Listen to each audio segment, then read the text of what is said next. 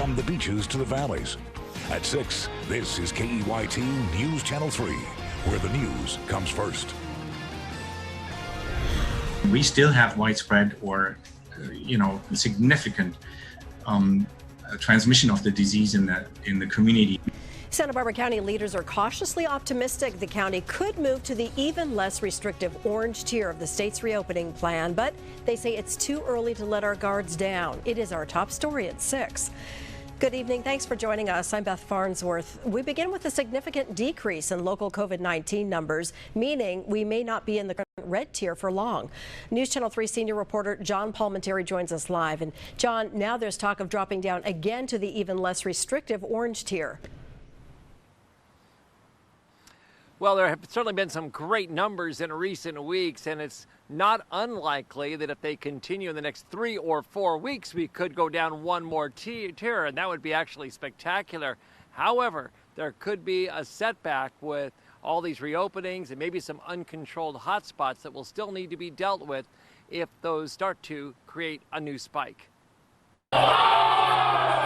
If you gather, keep it small and keep it outside and keep it short. With more people gathering now that we are back in the less restrictive red tier of COVID rules, some people are out and about like the old days. Some are very cautious.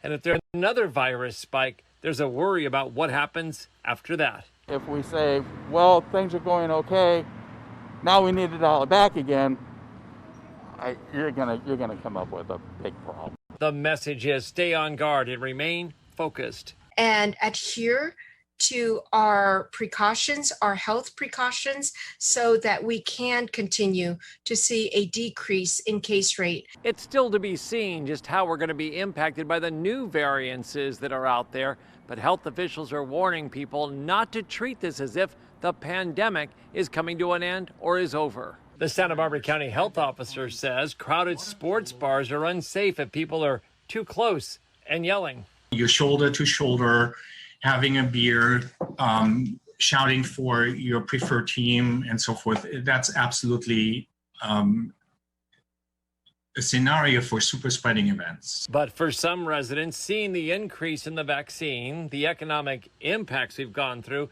and the case rate dropping, I think we should get back to normal. I mean, look at State Street has been devastated, and the restaurants, from what I've heard too, is there isn't even a plan to go back to 100% inside at the restaurants. But as we saw before, if there are spring break or March Madness spikes, there could be difficult decisions before we can finally get into the clear. We still have widespread or, significant transmission of the disease in the community. We could easily risk another surge in cases if we stopped with masking and distancing.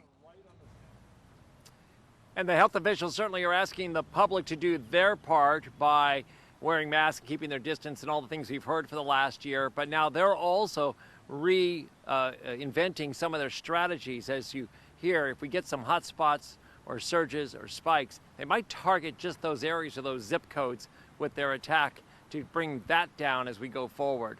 A lot of options ahead. Reporting live from Shoreline Park in Santa Barbara, I'm John Palmentary, News Channel 3. All right, promising information. Thanks for that update, John. Middle and high school